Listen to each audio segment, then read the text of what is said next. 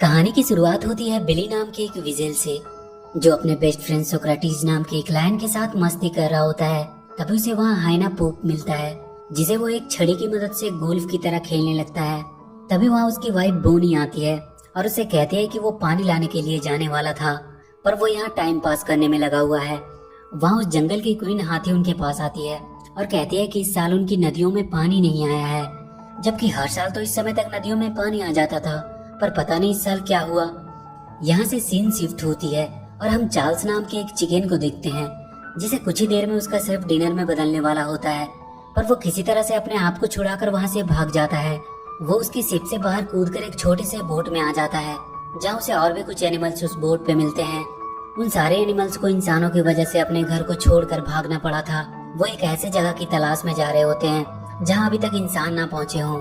उनमें से एक बूढ़ा टर्टल होता है जो उन्हें बताता है कि माइग्रेटरी बर्ड से उन्हें पता चला है कि यहाँ से कुछ दूर सेवेना नाम का एक जगह है जहाँ अभी तक इंसानों के कदम नहीं पड़े हैं। चार्ल्स उन सबसे कहता है कि वो उन सबको उस जगह तक ले जाने में उनकी मदद करेगा।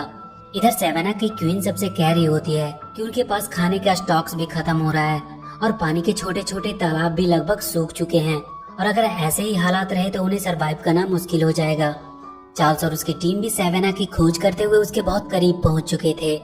बिली पानी की तलाश में आगे बढ़ रहा था। उसे अपनी फैमिली के लिए पानी लेकर जाना था।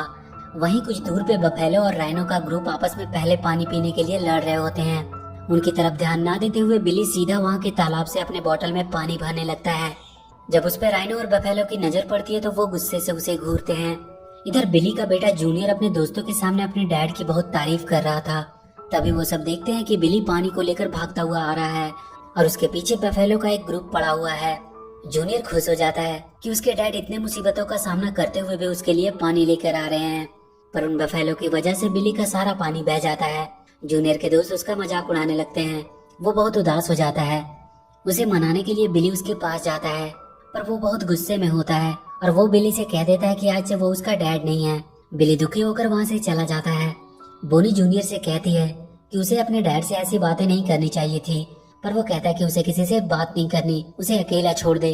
बिली अपने दोस्त सोक्रेटिस के पास जाता है और कहता है कि उसे उसके साथ पानी की तलाश में जाना होगा, क्योंकि उसकी फैमिली को पानी की जरूरत है और उसे अपने बेटे जूनियर को भी दिखाना है कि वो एक लूजर नहीं है। सोक्रेटिस उससे कहता है कि वो कहीं नहीं जाने वाला है, क्योंकि वो यहाँ बहुत खुश है। बिली अकेले ही जाने लगता है। सोक्रेटिस उससे बताता है कि जब तुम रिवर बेड को फॉलो करते हुए आगे बढ़ोगे तब तुम्हें वैली ऑफ डेथ को पार करना होगा। ये सुनकर बिली बहुत डर जाता है। वो उससे पूछता है कि ये वैली ऑफ डेथ क्या है। सोक्रेटिस उससे कहता है कि बहुत साल पहले वो उस वैली में गया था। वहाँ बहुत ही खतरनाक जानवर रहता है जो वहाँ आने वाले को जिंदा नहीं छोड़ता। वो कहता है कि उसे अपनी जान की परवाह है, इसलिए वो उसके साथ नहीं आ सकता। कुछ देर बाद सोक्रेटिस देखता है कि बिली अकेला ही चला गया है। बिली अपनी तलाश में आगे बढ़ने लगता है और कुछ देर बाद वो वैली के गेट के पास पहुंच जाता है। वहाँ उसे कुछ वल्चर्स मिलते हैं जो वैली में जाने से पहले उसे वार्न करते हैं, पर फिर भी बिली हिम्मत करके वैली के अंदर चला जाता है। वो जगह उसे बहुत ही डरावना लग रहा होता है। तभी कुछ देर बाद उसे कुछ डरावनी आवाज सुनाई देती है। वो पीछे देखता है तो खुश हो जाता है, क्योंकि सोक्रेटिस था वहाँ पे। उसका डर भी अब बहुत कम हो जाता है। वो लोग जल्दी से भागकर उस वैली को पार करने लगते हैं, पर कुछ देर बाद ही बिली को वहाँ एक बड़ा सा काला तेंदुआ दिखाई देता है जो उसकी तरफ बढ़ रहा होता है। पर अचानक से वो देखता है कि तेंदुआ डर से भागने लगा है। वो कुछ समझ नहीं पाता है। तभी वो अपने पीछे देखता है, वहाँ बड़ा सा एक पोलर बियर था जिसकी डर की वजह से वो तेंदुआ भागा था। सोक्रेटिस भी वहाँ आ जाता है। वो लोग वहाँ चार्ल्स से और उसकी बाकी टीम से मिलते हैं। रात को वो सब वहीं आराम करते हैं। वहाँ सोक्रेटिस बिली को बताता है कि कई साल पहले वो अपने भाई के साथ इस वैली में आया था, पर अचानक से किसी ने उसके भाई को मार दिया। उसने उस दिन वहाँ एक अलग क्रिएचर को देखा जिसे इंसान कहते हैं। सुबह चार्ल्स सबको उठाता है। वो बियर उनसे कहता है कि अब वो और कहीं नहीं जा सकता, क्योंकि वो बहुत ज्यादा थक चुका है। चार्ल्स अपने दो एनिमल टॉबी और स्माइली को बिली के साथ पानी ढूंढने के लिए भेजता है और वो उन दोनों टर्टल के साथ बियर के साथ ही रहेगा। वो चारों वहाँ से आगे बढ़ जाते हैं और बहुत जल्द वो उस वैली के अंत तक पहुँच जाते हैं। उन सबको वहाँ एक बड़ा सा डैम दिखाई देता है। उसी डैम की वजह से उनकी नदियों का पानी रुका हुआ था। वो सब छुपते हुए डैम के ऊपर जाते हैं। वहाँ वो देखते हैं कि नदी का सारा पानी यहाँ पे किसी ने कैद करके रखा हुआ है। वहीं डैम के पास एक ईडन पैराडाइज नाम का होटल था, जहाँ आज बहुत से देश के लोग क्लाइमेट चेंज की मीटिंग अटेंड करने के लिए आने वाले थे। उस होटल का मालिक वहाँ आए हुए डेलीगेट्स को अपने होटल में अपना पालतू मंकी टोटो से उनका वेलकम कराता है। इधर एक वाटर बोट के सहारे वो चारों एनिमल होटल तक पहुँच जाते हैं। वो सब होटल के अंदर जाकर मस्ती करने लगते हैं। बिली और सोक्रेटिस वहाँ के कॉन्फ्रेंस रूम में पहुँच जाता है, जिसे देखकर वहाँ के सारे लोग बहुत डर जाते हैं। वो तुरंत होटल के ऑनर को कॉल करते हैं। ऑनर वहाँ का हंटर को आवाज देता है। हंटर अपनी बंदूक लेकर वहाँ आता है और बिली को शूट करने लगता है। बिली उससे बचने के लिए वहाँ के पूल में गिर जाता है, पर वो हंटर वहाँ का इजेक्शन बटन दबा देता है, जिससे बिली डैम के पाइप से होते हुए बाहर गिर जाता है। पर वहाँ उसे टोटो बचा लेता है।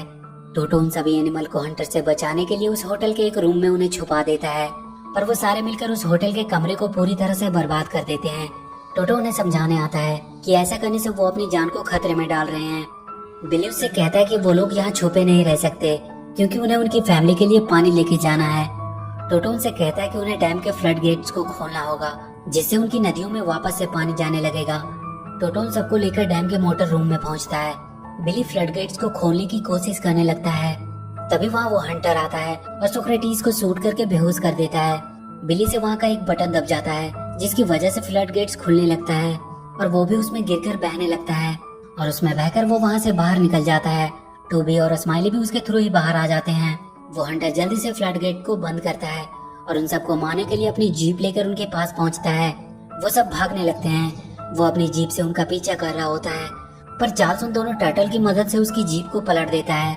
सोक्रेटिस को उन लोगों ने एक पिंजरे में कैद करके रखा हुआ था। वो उसे लास वेगास के किसी जू को बेचने वाले थे। चार्ल्स वहाँ के बाकी सभी एनिमल से कहता है कि उसे सेवेना के सभी एनिमल से जाकर बात करनी चाहिए और उन सबको यहाँ बुलाकर इस डैम को तोड़ देना चाहिए। वो सब वापस से सेवेना जाते हैं और सारे एनिमल्स को इकट्ठा करके बताते हैं कि कैसे इंसानों ने उसके जंगल में आने वाले पानी को डैम में कैद करके रखा हुआ है, और अगर अभी उन्होंने कुछ नहीं किया तो वो लोग बहुत जल्द खत्म हो जाएंगे। और अगले दिन हम बहुत से जानवरों के झुंड को डैम की तरफ बढ़ते हुए देखते हैं, पर उनके साथ बफेलो और राइनो का ग्रुप नहीं था, क्योंकि वो उनका साथ देने से मना कर देते हैं। वो सारे एनिमल डैम के करीब पहुंच चुके थे। तभी वो हंटर एक प्लेन में बैठकर वहां आता है। वो उन पर एक मिसाइल दागने वाला होता है, पर तभी वो देखता है कि उसके पीछे टोटो है। वो उसे मारने लगता है और गलती से बटन दबने की वजह से वो मिसाइल वहाँ के डैम के पाइप के अंदर चली जाती है, पर वो फटती नहीं है। टोटो किसी तरह उस प्लेन को लैंड करवाता है। उस होटल के मालिक का बेटा माया सोक्रेटिस को उसके पिंजरे से आजाद कर देता है, और इधर चार्ल्स अपने एनिमल्स को डैम पे अटैक करने को कहता है। सब अपनी पूरी ताकत के साथ डैम को तोड़ने की कोशिश करने लगते हैं। तभी वो देखते हैं कि बफेलो और राइनो की टीम उनकी मदद के लिए आई है। वो सारे उस डैम को तोड़ने लगते हैं। डैम अब थोड़ा सा हिलने लगा था, पर इतना काफी नहीं था। तभी बिली को वहाँ एक हाइना पूप दिखाई देता है। वो तुरंत एक लकड़ी के डंडे से उसे गोल्फ की तरह ही शॉट मारता है, और वो सीधा जाकर के डैम के होल में उस मिसाइल को लगती है और वो फट जाती है। डैम अब टूटने लगता है। उसमें से पानी की फुहारें आने लगती है और फाइनली पूरा डैम टूट जाता है। सारे जानवर उसमें बहकर जंगल की तरफ जाने लगते हैं। सोक्रेटिस भी बिली के पास आ चुका था, और उस दिन के बाद सेवेना में कभी पानी की कमी नहीं हुई। सारे जानवर वहाँ खुशी खुशी रहने लगे। माया और उसके डैड भी ये देखकर खुश थे। और इसी के साथ ये मूवी यहीं खत्म हो जाती है। तो वीडियो अगर अच्छी लगी हो तो please do like and share the video, and please subscribe to my channel and press that bell icon.